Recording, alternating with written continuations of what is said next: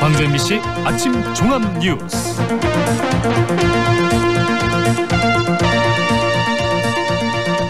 (2월 18일) 월요일 아침 종합 뉴스입니다. 5.18 민주화운동의 목격자인 전일빌딩이 리모델링에 들어갑니다. 광주의 과거와 현재, 미래가 공존하는 시민문화공간으로 거듭납니다. 5.18 망언으로 지탄을 받고 있는 지만원 씨는 제주 4.3 사건 희생자들도 괴물이라 부르며 모독해왔습니다. 역사 왜곡 처벌법 제정을 서둘러야 한다는 제주의 여론이 높아지고 있습니다.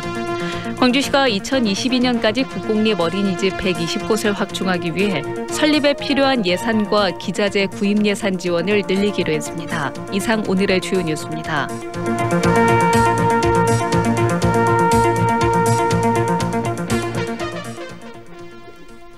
옛 전남도청과 함께 80년 5월의 목격자인 전일빌딩이 다시 태어납니다. 오늘부터 리모델링에 들어가 역사 관광명소로 탈바꿈하는데요. 광주의 과거와 현재, 미래가 공존하는 시민문화공간으로 새롭게 단장합니다. 정용욱 기자입니다. 전일빌딩은 5.18 당시 계엄군과 맞서 싸웠던 금남로의 관문에 있고 마지막 항전지였던 옛 전남도청과도 얼마 떨어져 있지 않습니다. 특히 건물 상층부에서 헬기에서 쏜 것으로 보이는 총탄 흔적이 무더기로 발견된 역사의 현장이기도 합니다. 그래서 전일빌딩은 조진태 5.18 광주라고 하는 기념재단 역사적 현대사에 있어서는 우리가 지울 수 없는 그런 건물 공간이라고 말할 수 있을 것 같아요. 전일빌딩이 오늘 기공식과 함께 리모델링에 들어가 역사문화 관광자원으로 새롭게 태어납니다. 겉모습은 크게 바뀌지 않지만 484억 원을 투입해 건물 내부는 광주의 과거와 현재, 미래가 공존하는 공간으로 변신합니다. 전체 11층 가운데 저층부인 지상 4층까지는 시민들을 위한 문화광장으로 조성되고 중간부인 7층까지는 문화 콘텐츠 기업의 입주 공간으로, 상층부인 10층까지는 5.18을 기억하는 공간으로 꾸며집니다. 이 과정에서 건물 내의 벽의 총탄 흔적은 원형 그대로 보존됩니다. 아크릴판이나 유리로 좀 보존을 하고 그 이외에 그 기총소사와 관련된 또 5.18과 관련된 몇 가지 컨텐츠들이 가미돼서 전시 공간으로 활용될 겁니다. 1968년에 준공된 이후 50년 만에 새 단장하는 전일빌딩은 5.18 40주년을 앞둔 내년 3월에 시민품으로 되돌아옵니다. 이렇게 되면 향후 복원될 옛 전남도청이나 인근의 아시아문화전당과 함께 역사문화 관광명소로 거듭날 전망입니다. MBC 뉴스 정용욱입니다. 5.18 망언으로 공분을 사고 있는 지만원 씨 등 극우 인사들은 제주 4.3 사건 희생자들도 괴물이라 부르며 모독해왔습니다. 제주에서도 역사 왜곡 망언을 처벌하는 법이 있어야 한다는 여론이 커지고 있습니다. 제주 MBC 조인호 기자입니다. 자유한국당 일부 의원들이 국회에서 주최한 5.18 공청회에서 북한군 개입설을 주장했던 지만원 씨. 지만원 씨의 홈페이지에는 제주 4.3 사건에 대한 극우 인사들의 글 수백여 건이 올라와 있습니다.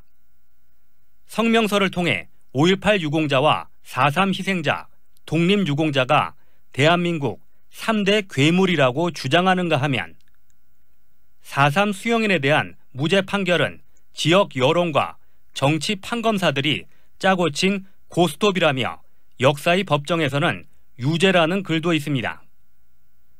지만원 씨는 정부의 4.3 진상조사보고서가 북한 서적들을 그대로 베꼈고 4.3 당시 제주 도민들은 대부분 공산주의자였다는 황당한 이야기를 늘어놓습니다. 그 제주도는 그때 교통수단이 없어가지고 그 안에서 전부 결혼들을 해요. 의장입니다. 그 자기들끼리 이제 결혼을 하고 이제 다 하니까는 뭐 한 사람만 빨갱이 되면 그 집안은 다 빨갱이 되는 거예요. 그러니까 제주도는 그때 당시 85% 정도가 전부 빨갱이야. 그래서 그분들이 보면은 꼭 송승문 제주 선거와 4.3 희생자 가까워가면은 꼭 불쑥불쑥 튀어나왔고 그 한마디로 그런 게 트라우마 병에 걸려 있는 분이기 때문에 무시하자. 4.3 희생자와 유족을 모욕 또는 비방하거나 허위 사실을 유포하면 7년 이하의 징역이나 7천만 원 이하 벌금형에 처하는 법안도 지난해 8월 국회에 제출됐지만 반년 동안 심사는 이루어지지 않았습니다. 쓰라린 어떤 기억을 치유하고 희생자나 유족들의 명예를 회복시켜 드려야 된다. 어떤 이 정말로 당위거든요. 근데 이거를 그냥 정파적 관점에서 보기 때문에 진척이 안 되고 있는데요. 정치권이 5.18 망언을 계기로 5.18 왜곡과 날조를 처벌하는 특별법을 추진하기로 한 가운데 4.3 왜곡을 처벌하는 법안 심사에도 영향을 미칠지 주목됩니다. MBC 뉴스 조인호입니다. 운동선수 폭력 관행을 없애기 위해 정부가 학생 합숙 훈련을 폐지하기로 했습니다. 정부의 이번 방침 이전에도 학교 운동부 상시 합숙은 불법이었습니다. 그런데 전남에서는 지난 10년 동안 18개 학교의 합숙시설이 신축됐고 여기에 87억 원이 들어갔습니다. 신광하 기자가 취재했습니다. 운동부를 운영하는 목포의 한 고등학교. 지난 2017년 말 학교 운동부를 위한 합숙소가 신축됐습니다. 건축비로만 도교육청 예산 8억 원이 투입됐지만 운영되지 않고 있습니다. 동아리 공간이라든가 다른 활동 공간으로 바꿔서 전환시켜서 사용할까 생각 중에 있습니다. 또 그렇게 가야 된다고 생각을 합니다. 최근 10년간 전남 지역 학교에 들어선 운동부 합숙소는 모두 18곳, 건립 예산으로 87억 원 넘는 돈이 지원됐습니다. 합숙 형태 훈련은 현행 법으로도 불법입니다. 그러나 외지 학생 유치를 위해 운동부 합숙소를 유치하는 학교도 많아 도교육청이 불법 시설에 예산을 지원했다는 비판이 일고 있습니다. 현재 점검단을 운영하고 있으며 1월 31일까지 1차 마무리하였고 2차 점검은 지금 현재 2월 12일부터 2월 26일까지 실시할 예정입니다. 문제는 현재 전남 학교에 재학 중인 외지 출신 학생 선수들입니다. 당장 숙식 등 생활 문제뿐만 아니라 위장 전입 등 법적인 문제를 해소해야 하기 때문입니다. 현재 재학 중인 운동부 학생들에 대한 어떤 철저한 대책을 먼저 강구하고 합숙소를 폐지하든 유지하든 이런 방법이 나와야 된다고 생각합니다. 도내 학생 선수 육성학교는 224개교, 학생 선수는 3,200명이 넘지만 합숙소 운영과 합숙 훈련 상황 등 대책의 기본이 되는 현황 자료조차 제대로 파악되지 않고 있습니다. MBC 뉴스 신광하입니다. 광주시가 2022년까지 국공립 어린이집 120곳을 확충하기로 했습니다. 광주시는 매년 30곳의 국공립 어린이집을 추가로 확보하기로 하고 88억 원을 인센티브 명목으로 순차적으로 투입한다고 밝혔습니다. 재정 자립도가 낮은 자치구의 재정 부담을 줄이기 위해서 광주시와 자치구가 각각 예산의 25%씩 부담하던 것을 광주시 35%, 자치구 15%로 조정했습니다. 광주시는 또 국공립 어린이집으로 확충할 때 필요한 기자재 구매비를 최대 5천만 원까지 지원할 계획입니다.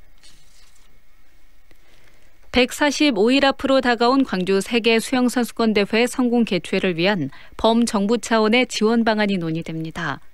광주 세계 수영선수권대회 조직위원회에 따르면 세계 수영대회 준비를 위한 국제경기대회 지원위원회 회의가 내일 오후 서울 정부청사에서 개최됩니다. 세계 수영대회와 관련해 정부 차원의 회의가 열리는 것은 이번이 처음이고 회의는 이낙연 국무총리가 주재할 예정입니다. 조직위는 세계 수영대회를 조세 감면 특례법 적용 대상으로 지정해달라고 건의하고 공공기관과 민간기업의 후원도 독려해달라고 요청할 계획입니다. 끝으로 날씨입니다. 오늘 광주와 전남 지역은 저녁부터 비가 내리겠습니다. 광주지방기상청은 오늘 저녁부터 내일까지 광주 전남 대부분 지역에 10에서 40mm의 비가 올 것으로 전망했습니다. 아침 최저기온은 광주가 영하 3도, 나주 영하 5도 등 영하 5도에서 1도 분포로 어제와 비슷하고 낮 최고기온은 5도에서 9도 분포로 어제보다 조금 높겠습니다. 한편 기상청은 일교차가 10도 내외로 벌어져 감기에 걸리기 쉬운 만큼 건강관리를 당부했습니다. 백수진입니다. 이상으로 MBC 뉴스를 마칩니다.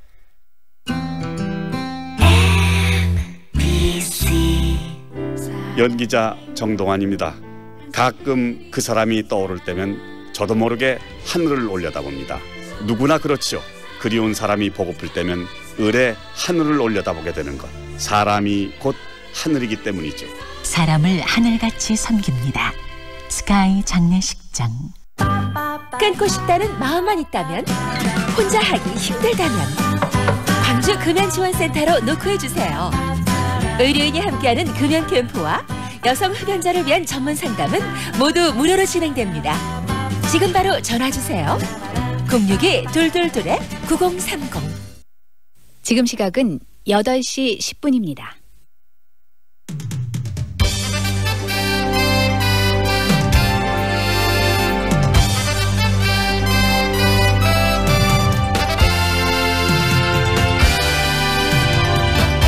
황동윤의 시선 집중.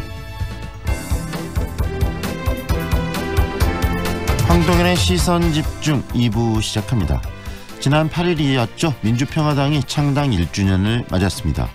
민주평화당은 서울 서대문 형무소에서 기념식을 갖고요. 연동형 비례대표 도입 등 정치 개혁에 힘을 쏟겠다며 창당 의미 그리고 계획을 밝혔습니다. 잠시 후 민주평화당 정동영 대표를 직접 연결해서 창당 1주년의 의미 그리고 앞으로 민주평화당의 활동 계획에 대한 이야기 듣도록 하겠습니다. 최근 지역화폐를 발행하는 지자체들이 크게 늘고 있는데요. 올해 발행될 지역화폐는 약 2조 원 정도 규모라고 합니다. 광주시도 오는 3월 광주 상생카드라는 이름으로 사업을 추진하고 있지만 광주시의회가 광주시의 일방적인 추진을 현재 문제 삼고 나섰습니다. 성급한 추진 속도도 그렇지만 중소상공인들과의 소통 없는 과정을 크게 비판하고 있는데요. 광주시 지역화폐 사업의 문제점을 제기한 정의당의 장현주 광주시 의원과의 인터뷰도 오늘 준비되어 있습니다. 황동현의 시선집중 계속됩니다. 어우 추워. 여보, 농부가 짠 도라지 배즙 한잔 하세요. 역시 당신이 최고야. 애들은 유자 배즙으로 먹였어요. 나주 장수식품 농부가 짠 도라지 배즙 유자 플러스 배 아로니아 배즙으로 겨울을 건강하게. 나주 장수식품 061-332-9616. 반도건설 김현욱입니다. 짓는 곳마다 이슈가 된 반도요보라가 드디어 광주에 찾아옵니다. 남구의 미래 가치를 누리는 곳, 혁신 설계와 첨단 인공지능 ICT까지 와우! 미래 가치도 생활 가치도 유보라답게 남구 반도요보라 모델하우스 오픈 중. 문의 1800-0086 반도건설. 축제 파티가 있는 그곳엔 출장 뷔페 쿠바 하우스. 기업식 행사장 맛있는 음식이 필요한 그곳에도 출장 뷔페 쿠바 하우스. 출장 뷔페 필요한 곳 전국 어디나 찾아가는 출장 뷔페 쿠바 하우스. 062-351-7711. 2년은 금방. 이사 걱정 없이 내 집 마련을 원한다면, 호수공원과 테라스 거리, 생활을 생각한다면, 16개 공공기관 이전 예정까지 미래 가치를 기대한다면 사랑으로 선택하세요. 광주 전남 혁신도시 사랑으로 부영. 061-337-8245 부영주택. 반도건설 김현욱입니다. 짓는 곳마다 이슈가 된 반도요보라가 드디어 광주에 찾아옵니다. 남구의 미래 가치를 누리는 곳, 혁신 설계와 첨단 인공지능 ICT까지 와우! 미래 가치도 생활 가치도 유보라답게 남구 반도요보라 모델하우스 오픈 중. 문의 1800-0086 반도건설. 이 시각 출근길 교통정보입니다. 상무대로 입구 상거리에서 상무역 구간 서행 흐름 이어지고 있고요. 무진대로 상무교차로에서 무역회관 방면으로도 정체 계속되고 있습니다. 광주 양림 효만시아 2단지에서 백운교차로까지도 제속도 내지 못하고 있고요. 회저로 풍암 저수지에서 마제 우체국 방면으로도 제속도 내기 어렵습니다. 그리고 오늘 밤부터 비와 눈 소식이 있는데요. 광주와 전라남도 지역의 예상 광수량은 10에서 40mm로 겨울비치고는 양이 꽤 많습니다. 차량의 와이퍼 점검 미리 해주셔서 안전운전 이어나가시기 바랍니다. 지금까지 광주 집값을 한눈에 광주 1등 부동산 어플 사랑방 부동산 협찬 날씨와 교통정보의 한아름이었습니다. 황동현의 시선집중과 함께하고 계시는 지금 시각 8시 14분 막 지나고 있습니다. 민주평화당이 창당 1주년을 맞았는데요. 야당으로서 호남을 지지 기반으로 하고 있지만 여전히 좀 존재감을 드러내는 데는 한계가 있지 않나라는 지적도 있는데요. 이런 한계를 극복할 수 있는 방안 그리고 앞으로의 정치 어떤 변동 상황에 대한 계획들 정리해서 듣겠습니다. 민주평화당 정동영 대표 연결합니다. 안녕하세요, 대표님. 네, 안녕하십니까. 네, 지난주 문희상 국회의장과 함께 또 여러 여야 대표들과 미국을 방문하셨는데요, 대표님. 방문 네. 이유부터 좀 전해주시겠어요? 시점, 시간 네. 그리고 형식, 내용 면에서 우리 의원 외교에서 굉장히 중요한 의미를 갖는다고 생각합니다. 네. 시점은 바로 북미 정상회담 이제 2주 전에. 미국 의회가 여기에 대해서 굉장히 부정적이거든요. 네. 그러니까 미국 외교의 실패작이라고까지 말하거든요.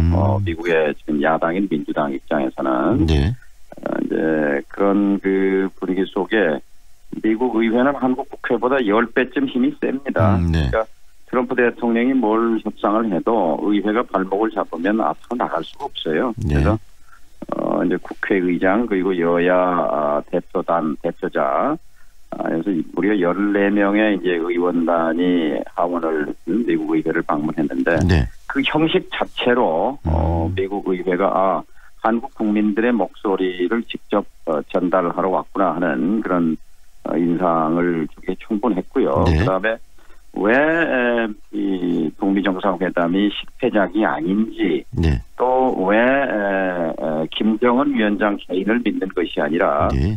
북이 가고자 하는 예컨대 이번 정상회담이 베트남에서 열리잖아요. 네네. 베트남이 갖는 그 상징성, 그 장소성에 대해서 미국과 전쟁을 했던 적국이었지만 베트남이 지금은 미국과 우방이 된 것처럼 북한과 미국의 오랜 적과 적의 관계를 청산하게 되면 네. 한반도에서의 근본적인 이제 지각 변동, 상황 변동이 생기고 네. 그 상황 변동이 생긴다 하더라도 미국의 국익에 미국에 도움이 되지 않을지 모르다 그런 우려를 불식하는데 초점을 두었다고 말씀드릴 수 있습니다. 결국은 우리 대한민국 정치권 대표분들께서 총출동해서 이번에 북미 정상회담이 어떤 의미가 있는지 그리고 세계 평화에 어떤 기여를 할 수 있는지에 대해서 잘 설명을 하시는 그런 자리였다는 이야기로 들리는데요. 어떤 분들을 만나서 이런 대화들을 나누셨어요? 핵심은 이제 미국 하원 의장 낸시 펠로시 의장인데요. 네. 우리 국회의장과 당 대표를 합쳐놓은 것 같은 권한과 역할을 가진 분입니다. 네네. 그러니까 미국 민주당의 지금 대표이면서 미국 민주당이 미국 하원을 장악했거든요. 네. 하원의 의장이면서 이분의 그 생각이 굉장히 중요한데요. 네. 하원 의장이 되고 나서 맞은 최초의 외국 손님이기도 했지만 자신이 가진 생각을 거침없이 쏟아놓았고 네. 또 우리 또한 그분의 생각이 동의할 수 없다는 점을 분명히 하면서 아주 진지한 토론이 1시간 20분가량 이어졌어요. 원래 30분 정도 이렇게 예방하는 걸로 됐다가 본격적인 토론이 된 건데요.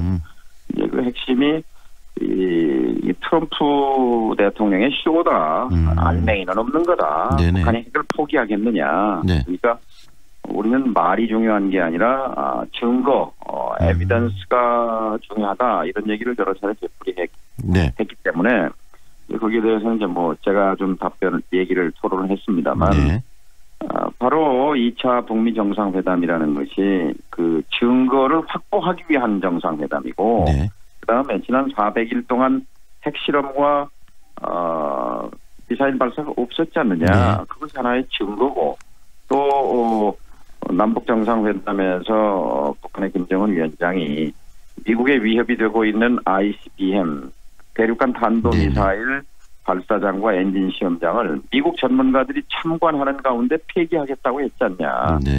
그 약속을 지키게 하면 그것이 가장 확실한 증거이고 또 무엇보다도 영변 핵시설을 미국의 상응 조치에 따라서 그러니까 제재 해제를 해주면 영변 핵시설을 영구 폐기하겠다. 이렇게 공언을 했는데 영변에는 300개가 넘는 북쪽의 핵시설이 몰려있고 이것을 영구 폐기한다는 것은 북한 핵 능력의 80%를 없애는 것인데 이것처럼 확실한 증거가 어디 있느냐 하는 얘기들을 했고 아마 그런 얘기를 직접적으로 듣고 또 본인이 생각해 보기에는 처음인 것 같았습니다. 지금 낸시 펠로 지금 뭐 그 의장을 이야기를 하셨는데 굉장히 좀 부정적 특히 민주당 자체가 지금 이 트럼프의 외교 정책에 대해서 부정적인데 이번 이런 논의들을 통해서 좀 생각이 좀 바뀔 수도 있었겠네요. 그러니까 이제 결론 부분에서 낸시 펠로시 의장이 나는 그 낙관적인 생각을 가진 사람이 아니다. 하지만 당신들의 의견을 듣고 희망적인 생각을 하게 됐다라고 이제 마무리하면서 중요한 것은 당신들의 의견인데 여러분의 생각이 맞고 내가 틀리기를 바란다. 그러니까 본인은 토론 한 번을 가지고 뭐 생각을 바꿀 사람은 아니지만 그러나 한 번도 들어보지 못했던 얘기들을 한국에서 온 대표단, 여야 대표단으로서 직접 듣고 소통한 것, 그것이 의미가 있고요.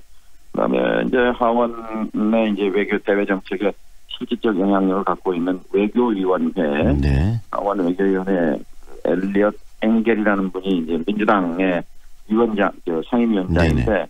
여기에 무려 14명의 미국 하원 의원들이 참석을 했어요. 네. 그래서 우리 대표단과 아마 한미 의원 외교사에서 가장 많은 의원들이 아마 이렇게 참석해서 토론을 하지 않았나 싶은데요. 네.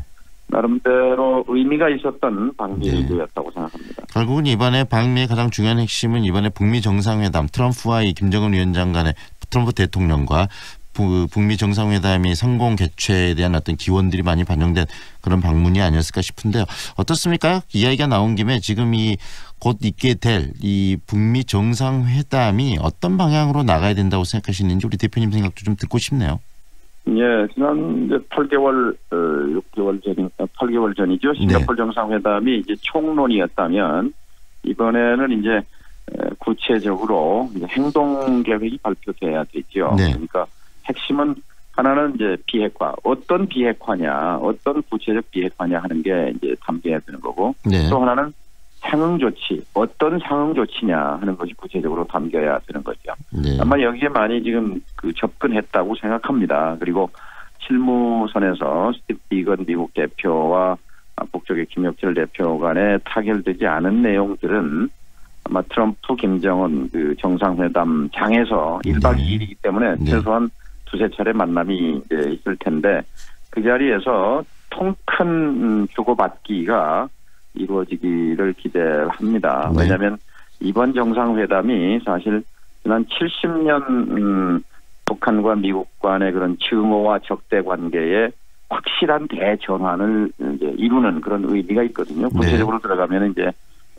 아까 말씀드린 어떤 비핵화냐 어떤 상황 뜻이냐 하지만 이제 그 역사적 의미로 보면은 전쟁을 했던 베트남이 친미 국가가 되면서 미국의 국익이 확장되고 또 베트남은 베트남대로 국가 발전을 일으켰던 것처럼 북한도 미국과의 관계 정상화를 넘어서서 이제 새로운 국가의 길을 운명을 개척하는 그런 확실한 전환점을 만들어야 하는 거고 미국은 미국대로 그러니까 지금 동북아 지도를 보면 중국이 있고 그다음에 한반도가 있는데 한반도의 남북에 선이 그어져 있어요. 그리고 오른쪽에 일본이 있는데 이제 2019년을 전환점으로 해서 한반도에 그어져 있는 선이 이제 흐려지고 또 마침내 이제 없어지게 되면 결국은 이제 새로운 동북아 지도 속에서 미국의 국익이 확장되는 그런 전략이 가능하다 말이죠. 그래서 북한과 미국 둘 다 지난 70년의 현상 유지에서 이제 현상 타파로 나아가는 그런 전환점이라는 의미를 갖습니다. 결국 베트남 자체가 갖고 있는 의미도 언급을 해주셨는데 결국은 이 적국에서 서로 플랜들이란 친구가 된 나라가 또 베트남이기 때문에 미국과도 굉장히 의미가 있을 것이고 그다음에 또 북한이 개방한 그 모델이 또 베트남이 될 수 있기 때문에 그 상징성도 굉장히 클 것 같고요. 그다음에 싱가포르에서 1차 북미 정상회담보다는 현재 지금 2차 베트남에서 정상회담에 대해서 더 신경 쓰고 많은 논의들이 지금 이루어지는 것도 사실이기 때문에 가시적인 어떤 평화적인 메시지들이 좀 나올 거란 기대감이 커지고 있는데 그런 부분들 좀 기대해도 되겠죠, 대표님?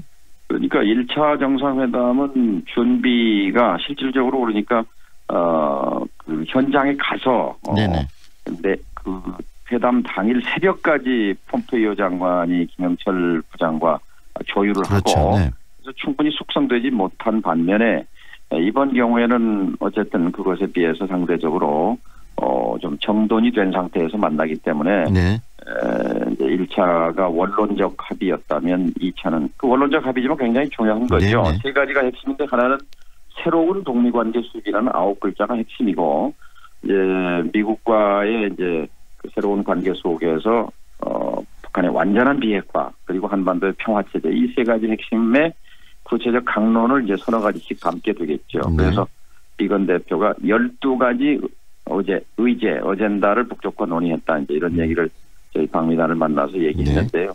이 구체적인 행동 계획이 저는 담겨질 수 있으리라고 기대합니다. 2차 북미 정상회담 성공적인 개최를 좀 기대하고요. 이 정당 이야기도 좀 했으면 좋겠습니다. 민주평화당 이제 창당 1년이 됐는데 서대문 형무소 이 역사관에서 또 이 이런 1주년 행사를 개최를 하셨고 민주평화당 창당 1년이 갖고 있는 의미는 어떻게 생각하십니까, 대표님? 예, 다당제가 옳다는 것을 몸으로 실증한 1년이었다고 생각합니다. 그러니까 거대 양당제가 담아낼 수 없는 5천만 명의 아주 다양한 이해관계를 담기 위해서는 다당제가 훨씬 낫다는 것을 민주평화당의 존재가 실증했다고 봅니다. 왜냐하면 그냥 바른미래당과 합쳐가지고 다 가버렸다면 민주평화당이 가고자 하는 가치, 평등, 평화 그리고 민생, 개혁, 민주 같은 그런 그 가치의 실현 가치도 많이 묽어졌으리라고 생각하는데요. 그러면서 민주평화당은 3.1혁명 100주년이라는 그 역사성과 함께 우리가 내걸고 있는 깃발이 옳다는 것을 확신하는 계기로 창당 1주년을 삼은 거죠. 결국은 그래서 서대문 형무소를 또 행사의 장소로 잡으신 것 같은데요. 이 3.1혁명 100주년을 또 의미를 담아서. 그런데 다당제가 옳다는 것을 지금 증명하는 그런 민주평화당의 일련이었다는 말씀하셨는데 민주평화당의 국민 지지율은 그렇게 높지 않습니다. 그 이유는 어디에 있을까요? 창당 때 어렵게 가시밭길을 지금 걷기 시작했고요. 지금도 그 가시밭길을 걷고 있다고 생각합니다. 지지율이 높으면 그건 꽃길이겠죠. 그런데 가시밭길이지만 저희가 가는 길이 옳다고 믿기 때문에 이번에 5.18 망언 사태에서 보듯이 민주평화당이 꼭 필요한 정당이잖아요. 광주의 아픔을 누구보다도 자기 아픔으로 적극적으로 대변하는 정당이 있어야 되지 않겠습니까?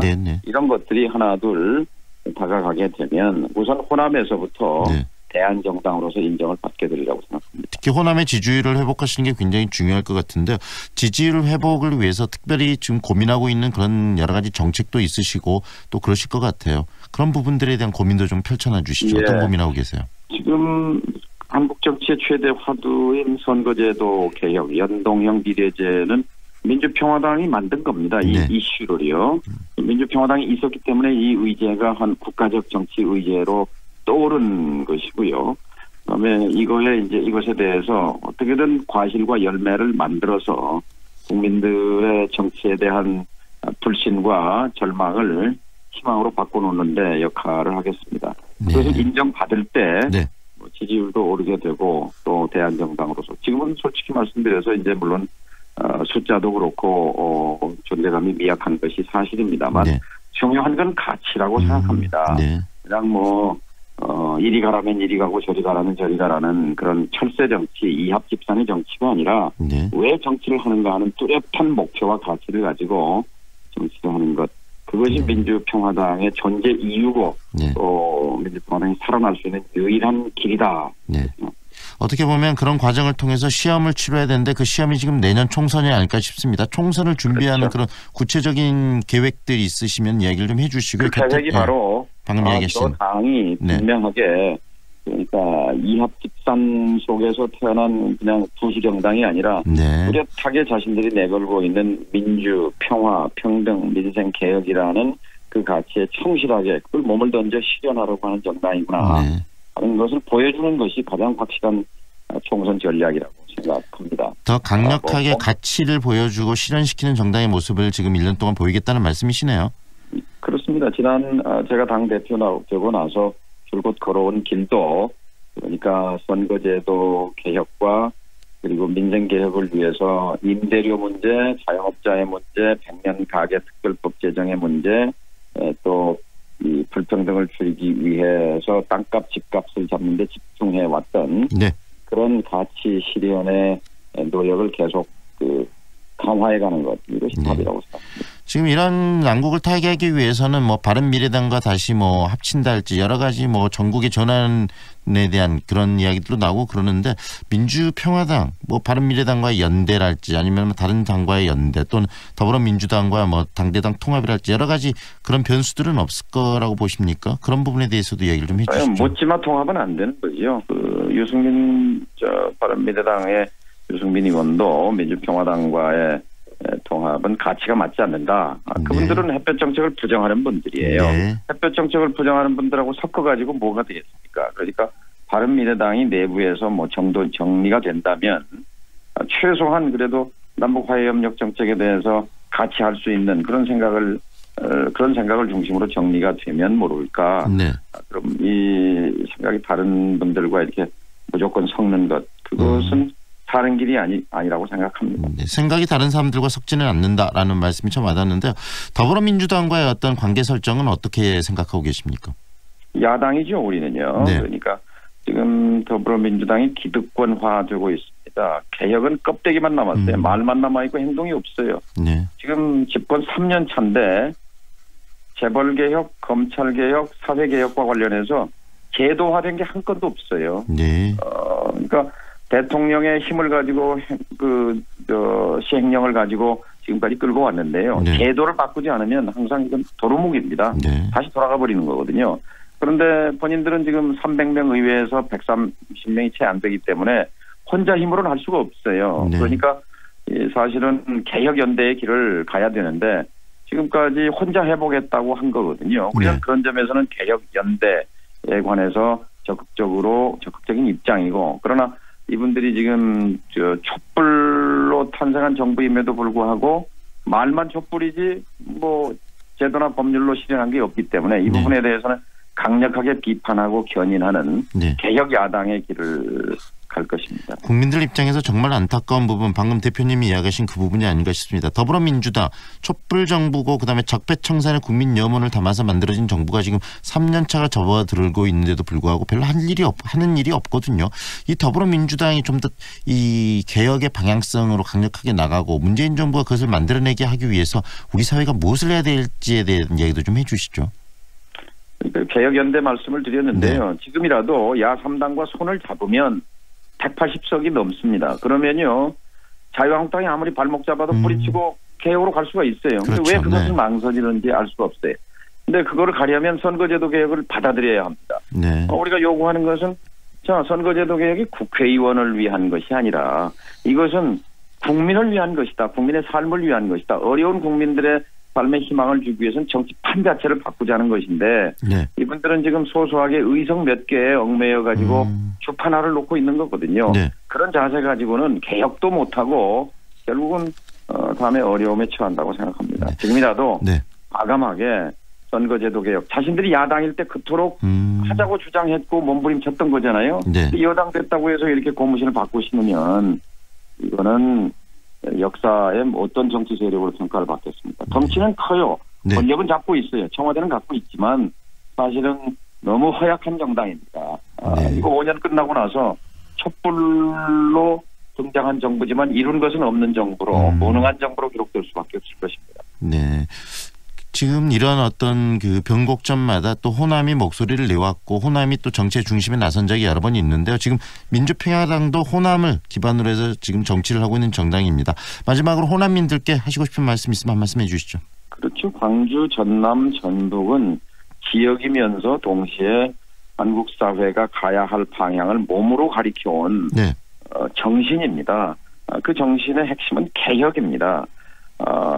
일제식민지에서는 독립운동의 기기였고 군사독재 시절엔 여기에 저항한 민주화의 기기였고 그다음에 지금 개혁의 기기이지 않습니까? 그런데 이 개혁을 몸으로 실천하려고 하는 정당이 민주평화당인데 지금 민주평화당이 호남의 시민들에게 양해 안 찹니다만 그러나 민주평화당이 강화되고 커지는 것이 곧 호남을 위해서도 대한민국의 민주주의를 위해서도 도움이 된다는 점을 호소드리고 싶습니다. 네, 오늘 말씀 여기까지 듣겠습니다. 고맙습니다, 대표님. 예, 감사합니다. 지금까지 민주평화당 정동영 대표와 함께 민주평화당의 이 창당 1년에 대한 이야기를 나눴습니다.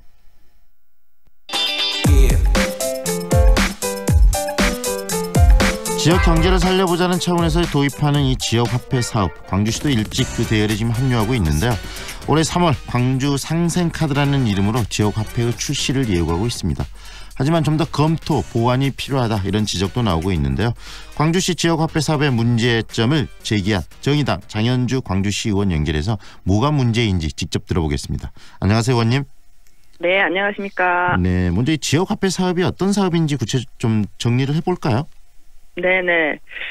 지역화폐는 지자체에서 일단 발행을 합니다. 특정 지역 안에서만 사용할 수 있는 화폐죠. 그래서 각 지역 그 지역의 경제 활성화를 도모하기 위해서 지자체가 이제 발행해서 그 지역의 주민들이 사용하는 그런 화폐라고 보시면 될 것 같습니다. 네, 중앙정부가 발행하는 것이 아니고 지방자치단체들이 자생적으로 지금 발행하는 화폐라는 말씀이신데요. 네, 그렇다면, 지금 이제 이미 그 광역 기초해서 62개 지자체에서 실행을 하고 있어요. 네. 그래서 이제 강주도 올해 계획을 세우고 있는 거죠. 이렇게 지역 화폐들을 발행하는 가장 큰 이유는 지역 경제를 좀 활성화시켜 보겠다는 그 차원 아니겠습니까? 네네네, 맞습니다. 지역 자영업자 소상공인들이 좀 경제적으로 좀 도움을 주고자 하는 것이 있고요. 네. 강주 이제 시민들 같은 경우에도 이제 지역 경제 활성화에 같이 도움을 주면서 자기 소비로 도움을 같이 주는 거잖아요. 네. 그래서 함께 지역 공동체를 잘 만들어 가자라는 그런 취지도 함께 있습니다. 네. 그래서 지역에 이제 이 자본이 다른 지역으로 유출되지 않도록 하는 그런 효과가 있는 거죠. 네. 그렇다면 광주시가 현재 이 지역화폐 사업 어느 정도 어느 단계까지 지금 추진하고 있는지도 이야기 좀 해주시죠. 네. 작년에 10월 정도에 이제 그 기본 운영 계획을 수립하기 시작을 했고요. 네. 강주은행으로 이제 기본 그 대행업체 대행사를 결정을 했습니다. 12월에. 네. 그래서 그 업무 협약을 좀 체결을 한 상태이고요.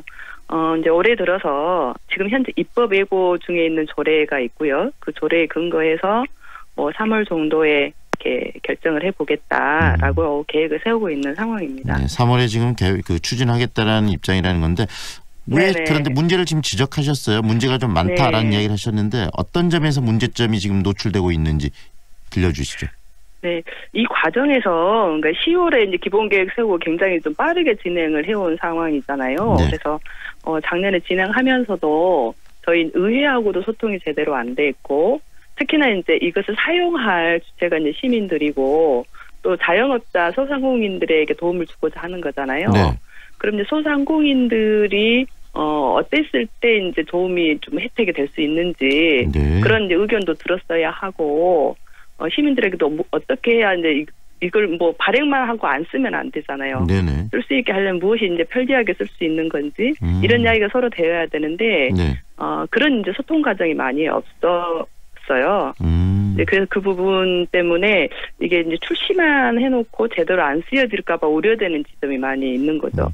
굉장히 중요한 부분인데 결국은 지역 네. 경제 활성화시키고 그다음에 지역의 어떤 돈들이 그 지역 밖으로 유출되는 걸 막기 위함이라면 경제 주체인 소상공인 그다음에 지역 시민들과 충분한 소통과 논의가 있어야 되는데 지금 그게 없다는 거 아니겠습니까? 네네. 그러다 보니까 이걸 어떤 방식으로 추진을 할 건지도 네. 많이 이제 제대로 결정이 안 됐죠. 예를 들어서 지금 조례가 입법되고 됐는데 사실은 그동안에는 별도 조례를 만들지 않아도 됩니다라고 이야기를 했었어요. 네. 왜냐하면 이걸 발행하는 게 종이화폐가 아니기 때문에 처음 초기 발행 비용이 안 들어가니까 네. 시 예산이 안 들어가니까 조례가 필요 없을 것 같습니다 했는데 일단 또 조례가 다시 만들어졌어요. 왜냐하면 시 예산이 또 투여가 돼야 될 것 같습니다. 또 이렇게 이야기를 하는 거예요. 네네.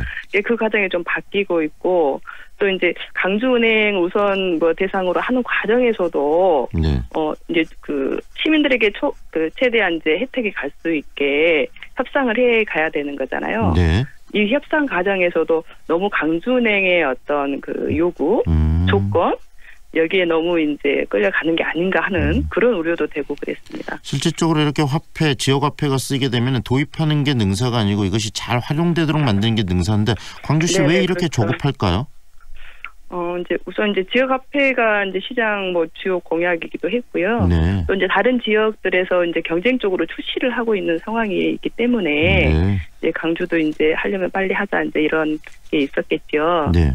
그리고 이제 올해 아마 이제 표준 조례안도 이제 중앙 정부 차원에서 나오고 네네. 1월 8일날 이제 표준 조례안이 시달이 됐거든요. 네. 그리고 올해 이제 2019년에 2조 규모로 지역 화폐 활성화를 하겠다라는 네. 정부의 또 시책도 나와 있어요. 네. 그러다 보니까 좀 급하게 서두르고 있지 않나.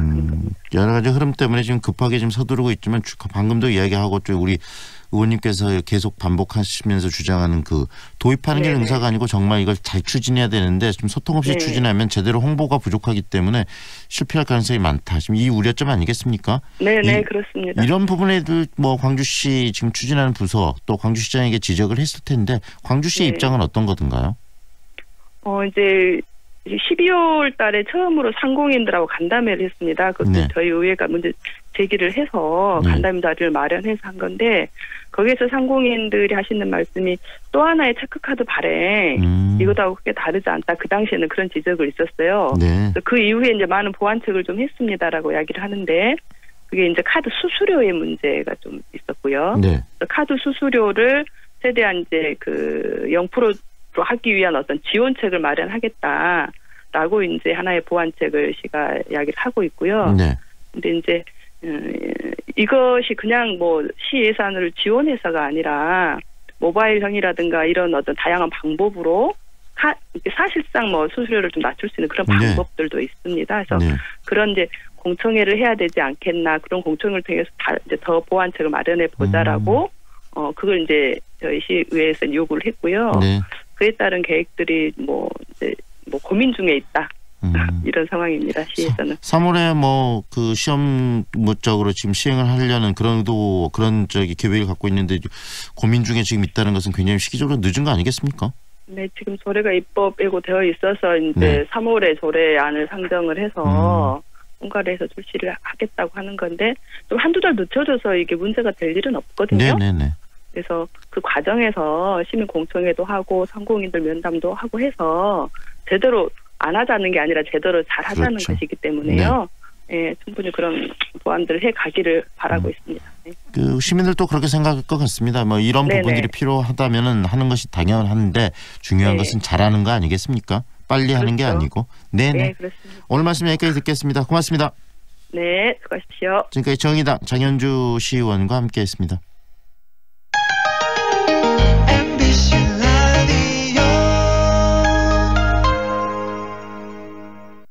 뭐해? 괜찮은 직업학교 찾고 있어. 아직 호남 직업 전문학교를 몰라? 99년부터 13년 연속 우수훈련기관. 우리 쪽 공동훈련기관으로 재직자 향상 교육도 한대. 오, 역시 정보통인데.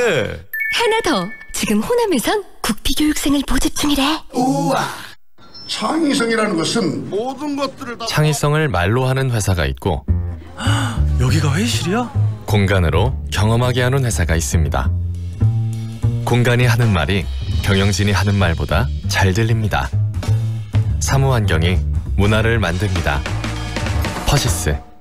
반도건설 김현욱입니다. 짓는 곳마다 이슈가 된 반도일보라가 드디어 광주에 찾아옵니다. 남구의 미래가치를 누리는 곳, 혁신설계와 첨단 인공지능 ICT까지 와우!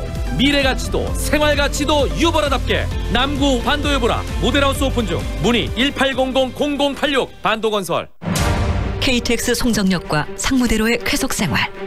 첨단 IoT 시스템으로 품격은 올리고 명품 소형 설계로 부담을 낮춘 프리미엄 아파트의 완성. 송정 한국 아델리움 더시티.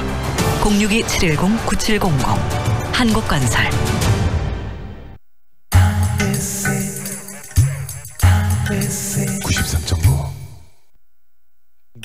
Feelings between the sheets. Why am I caressing my mama's fat knees? 세상을 보는 지역의 눈. 여러분은 지금 황동현의 시선 집중과 함께하고 있습니다. 다양한 남도의 소식을 만나보는 시간이죠. 오늘은 전남 동북권 소식 정리합니다. 여수신문 박성태 국장 연결하겠습니다. 안녕하세요, 국장님. 네, 안녕하십니까. 네. 국장님, 그 순천시가 중흥건설과 이 중학교 신설 문제를 두고 좀 갈등을 빚고 있다라는 내용의 기사가 있는데 어떤 내용인지 구체적으로 좀 네. 소개해 주시죠. 네, 신대지구가 그 중흥건설을 신대지구를 그 중흥건설에서 건설하게 됐는데요. 네. 이 과정에서 현재 그 구도심에 있는 삼산중학교를 네.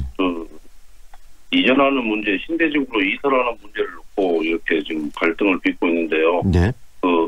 당초에 내년 3월에 이렇게 신대지구에 삼산중학교를 개교하겠다는 중건설이 약속을 이행하지 않아서 최근에 네. 순천시가 강도 높게 비판하고 나선 것입니다. 네.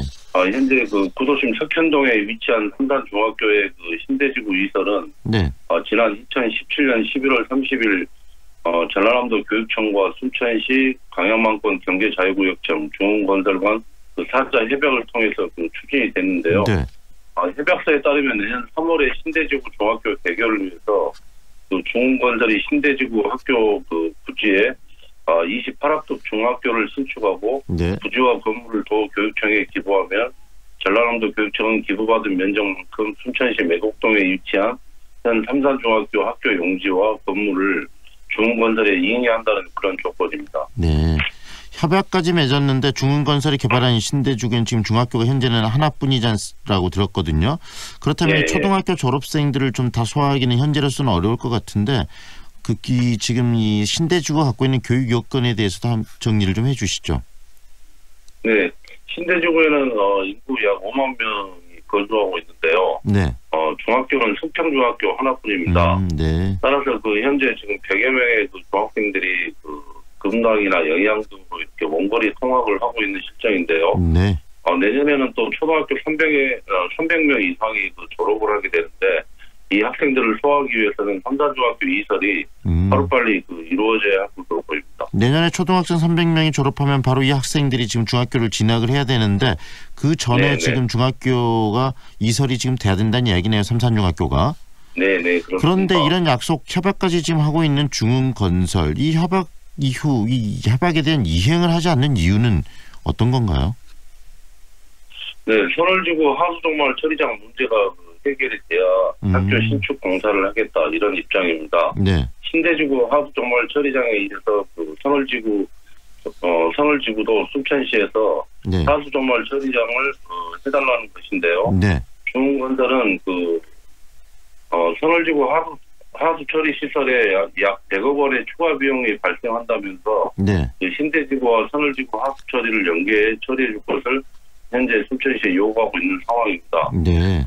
중흥건설 그 관련 부서 한 관계자는 네. 그 140억 원이 소요되는 삼산중학교 이설에 따른 신대지구 하수 처리 시설 연계 이야기가 네. 협약 당시 있었는데 네. 다만 공식적인 협약서 작성은 이루어지지 않았다고 이렇게 밝히고 있습니다. 협약서에 들어있지 않은 내용을 근거로 해서 지금 학생들 진학해야 될 학생들이 들어갈 이 학교를 볼모로 흥정을 한다. 중흥건설의 네. 태도가 그렇게 바람직해 보이지는 않는데요. 순천시가 네. 관련해서 입장을 내놓은 부분이 있다면 어떤 것을 내놨는지도 좀 이야기해 주시죠. 네, 순천시 입장은 아주 강경한데요. 순천시 강철웅 하수도과장은 그 애초 신대지구 삼산중학교 이설과 선월지구 하수처리 시설은 별개의 문제라고 이렇게 그 분명하게 선을 긋고 있습니다. 순천시 개발 예정지인 풍덕지구, 에코 에두부지, 영양뜰 등 그 개발 여건을 감안하면 그 향후 하수처리 용량이 지속적으로 늘어나게 되고 네. 과부하가 걸리게 된다고 밝혔습니다. 즉 이 말은 네. 신대지구하고 선월지구 하수종말 처리장 시설을 별개로 독립적으로 해야 된다는 그런 말인데요. 네. 그 순천시는 순천시 정책 기조는 현재 확보하다면서 향후 제처리수 방류로 인한 방향만 해양 생태계 환경 피해 우려가 있을 수 있고 이 문제는 고스란히 그 후손들이 감당할 비용이 커진다면서 네. 먼 미래를 봤을 때 여론이나 정치적 상황에 절대 밀려서는 안 된다고 이렇게 현재 강조하고 있습니다. 순천시의 입장은 명확하네요. 지금 중흥건설이 네네. 선월지구 하수종말 처리장 문제를 삼산중학교 이설 사업과 결부시키는 것 이건 잘못된 것이다. 이렇게 지금 정확하게 입장 표명을 했는 네. 한가로 이해를 하면 되는 건가요? 네, 그렇습니다. 네. 그렇다면 이제 중흥건설의 어떤 이런 부분에 대해서 반응, 그다음에 중흥건설이 지금 주장들이 어떤 근거에서 이런 주장을 하고 있는가도 좀 궁금해지는데 어떻습니까? 네. 순천시는 하수종말 처리장 문제도 개발 행위자인 중흥건설이 원인자 부담 원칙에 따라서 건립하는 것이 이렇게 당연한 일이다. 이렇게 최근 밝혔는데요. 네. 순천시가 이처럼 강경한 입장을 밝힌 것은 중흥건설이 신대지구 개발로 인하여서 막대한 이익을 취했으면서도 네. 당연히 조치해야 할 아파트 하자 보수 등의 미온적 형태로 일관하고 있고 네. 나아가서 지역사회 하는 사업에도 무관심한 태도로 지역 민심을 악화시켜 왔기 때문이라고 이렇게 판단하고 있습니다. 네. 어쨌든 내년 3월 개교를 위해서 2월 중에는 지금 착공을 해야 될 것 같은데 올 2월 중에 네. 어떻습니까? 순천시의 이런 지금 대안들 뭐 어떤 대안이 가지고 있는 게 있으면 소개 좀 해주시죠. 네. 소속 순천시장은 그 개혁 성향을 갖고 있는데요. 네. 과연 그 건설사와 이렇게 어떤 그 갈등이 있어서 어떻게 이 문제를 그 지역민의 입장에서 풀어낼 것인지 네. 그 많은 사람들이 지역민만뿐만 아니라 전남 동부권에서도 관심 있게 그 현재 지켜보고 있는데요. 네. 중학교 신축의 1년의 그 공사 기간이 그 필요한 것을 감안하면 올해 2월 중에는 꼭 착공을 해야 합니다. 현재 네. 순천시가 지난 1월 11일 그 중흥건설 측에 협약에 따라서 정상적으로 착공될 수 있도록 협조 공문을 보냈지만 아직 그 공사를 시작하지 않고 있습니다. 네.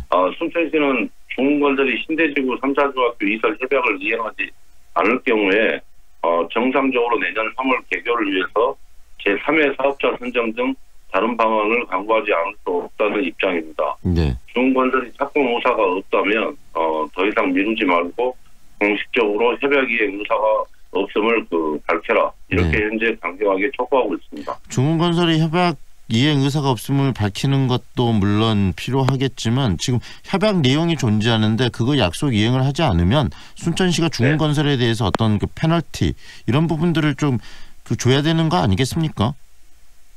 네, 그런 것들을 지금 내부적으로는 지금 준비하고 있는 것 같습니다. 그래서 아직은 이제 공문을 보냈기 때문에 현재 중흥건설의 최종 입장을 듣고 판단하겠다는 그런 입장인 것 같습니다. 건설이나 이런 기업들이 이익만 취하고 어떤 공공의 역할을 좀 하지 않는 부분들에 대해서는 시민들이 좀 더 관심을 가지고 문제점이 있다면 그것을 좀 지적하는 그런 좀 살아있는 시민들의 생각도 필요하지 않을까라는 생각도 듭니다. 오늘은 여기까지 듣겠습니다. 네. 수고하셨습니다. 네, 감사합니다. 그러니까 여수신문 박성태 국장이었습니다. 날씨 정보입니다. 현재 광주의 기온은 영하 1도로 어제 아침보다는 3도가량 더 높지만 영하권의 추위가 이어지고 있습니다. 낮에는 기온이 크게 오르는데요. 오늘 낮 기온 9도까지 올라 어제보다 더 높겠고요. 활동하기도 한결 수월해지겠습니다. 다만 오늘 오후에 제주도를 시작으로 밤에는 호남과 경남 지방에 비가 내리겠습니다. 그리고 절기 우수인 내일은 전국에 비나 눈이 확대되겠는데요. 온난 다습한 수증기를 머금은 저기압이 다가오면서 비와 눈의 양이 많습니다. 내일 출근길 중부지방은 최고 7cm의 많은 눈이 내릴 것으로 보여서 교통 대란이 우려되고 있고요. 남부지방은 겨울 가뭄을 해소할 10에서 60mm의 많은 비가 내리겠습니다. 내일 밤에 비나 눈이 그친 뒤 기온은 점점 오른세를 보이겠고요. 이번 주말에는 낮 기온이 영상 10도까지 올라서 초봄 날씨가 찾아올 전망입니다. 현재 광주의 기온은 영하 1도, 습도는 36%입니다. 이어서 출근길 교통정보입니다. 대남대로 건강관리협회 사거리에서 농촌교차로 구간 제속도 내기 어렵고요. 북문대로 예술고 교차로에서 우남사거리 방면으로도 교통량 꾸준히 증가하고 있습니다. 지금까지 광주 집값을 한눈에 광주 1등 부동산 어플 사랑방 부동산 협찬 날씨와 교통정보의 한아름이었습니다. 프리미엄 SUV의 모든 기준 집 그랜드 체로키 오프로드의 강남과 온로드의 유연함을 최저 5,330만 원의 파격적인 가격으로 경험하라. 오직 2월 한 달간 집 그랜드 체로키 지금 지프 전시장으로 문의하세요. 반도건설 김현욱입니다. 짓는 곳마다 이슈가 된 반도일보라가 드디어 광주에 찾아옵니다. 남구의 미래 가치를 누리는 곳, 혁신 설계와 첨단 인공지능 ICT까지 와우! 미래 가치도 생활 가치도 유보라답게 남구 반도일보라 모델하우스 오픈 중 문의 1800-0086 반도건설. 거시기 나무가 거시기에 크라고 좋다면서? 거시기에 미쳐본 장홍조 씨가 천사의 섬 신안에다가 제대로 거시기 해버렸지. 근데 거시기가 뭔 나무요? 줄기, 잎, 열매까지 약재로 쓰는 신안 꾸지뽕이지. 검색창에 신안 꾸지뽕. 주문전화 061-272-8395. 2년은 금방. 이사 걱정 없이 내 집 마련을 원한다면, 호수공원과 테라스 거리, 생활을 생각한다면, 16개 공공기관 이전 예정까지 미래 가치를 기대한다면 사랑으로 선택하세요.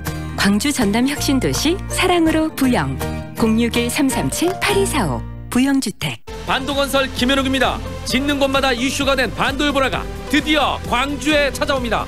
남구의 미래 가치를 누리는 곳, 혁신 설계와 첨단 인공지능 ICT까지 와우! 미래 가치도 생활 가치도 유보라답게 남구 반도여보라 모델하우스 오픈 중. 문의 1800-0086 반도건설. 황동현의 시선 집중 2월 18일 월요일 순서는 여기까지입니다. 오늘도 함께해 주셔서 고맙습니다.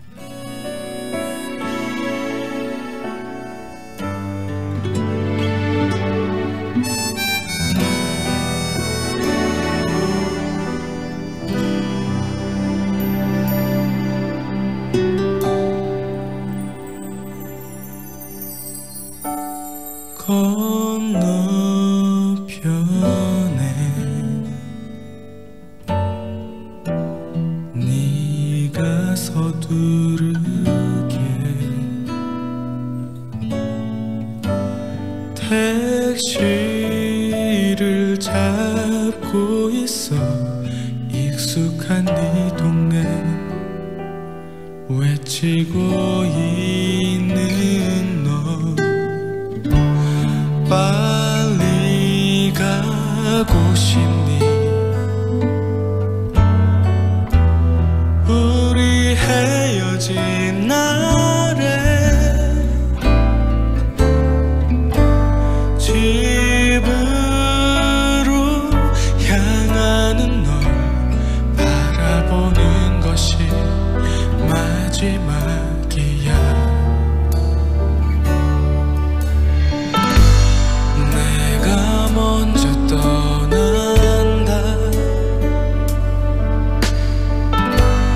택시 뒷창을 적시 빗물 사이로 널 봐야만 한다. 마지막이라서 어디로 가야 하죠 아저씨. 지금 시각은 8시 57분입니다. 사람은 자연에서 태어나 자연으로 돌아갑니다. 고귀하고 소중한 분들의 편안한 안식처.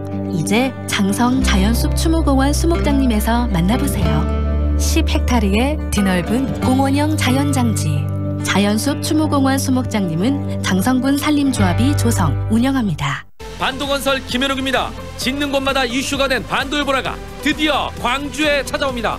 남구의 미래 가치를 누리는 곳, 혁신 설계와 첨단 인공지능 ICT까지 와우! 미래 가치도 생활 가치도 유보라답게 남구 반도여보라 모델하우스 오픈 중. 문의 1800-0086 반도건설. 커피 문화를 선도하는 라스토리아 커피학원에서 바리스타 국비 과정 및 일반 과정 훈련생을 모집합니다. 구직자를 위한 바리스타 실무 과정, 재직자를 위한 바리스타 자격 과정. 라스토리아는 당신의 꿈을 응원합니다. 일곡지구 사거리 라스토리아 커피학원 062-575-5613. 우리 기업을 사랑하는 지역민의 마음, 그 마음이 만든 지역 경제의 밝고 희망찬 내일, 더 크게 성장할 수 있도록 광주 전남의 기업을 많이 응원해주세요. 지역 기업을 사랑합시다. 이 캠페인은 지역 거점 항공사 에어필립과 코바코가 함께합니다. 안녕하세요.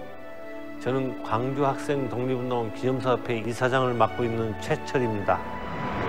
광주 학생 독립운동은 광주와 전라남도에서 시작을 해서 전국과 해외로까지 번진 일제치하의 3대 독립운동 중에 하나였고요. 나라의 독립을 위해서 정말로 목숨을 걸고 외쳤던 것이나 그 이후로 4.19도 있었지만 또는 저희들 민주혁명뿐만이 아니고 5.18에 이르기까지 젊은 사람들이 불의에 한가한 것은 저는 똑같은 의미가 있었다고 봅니다. 그게 지금까지 광주 학생 독립운동이 살아있는 것이며 이 지역을 의향이라고 하는 것이 바로 그런 것이 아니었는가 하는 생각이 듭니다. 불의에 항거했던 외세나 독재에 항거했던 뜻을 잊지 말고 되새기면서 그 얼을 이어받았으면 좋겠습니다. 광주 MBC가 청년들의 꿈을 응원합니다. 청년의 꿈을 키우는 남도 청출어람. 이 캠페인은 글로벌 공기업 한국농어촌공사와 함께합니다. AM 819kHz, 표준 FM 93.9MHz, 광주 MBC 라디오입니다. HLCN. 친구처럼 다정한 연인처럼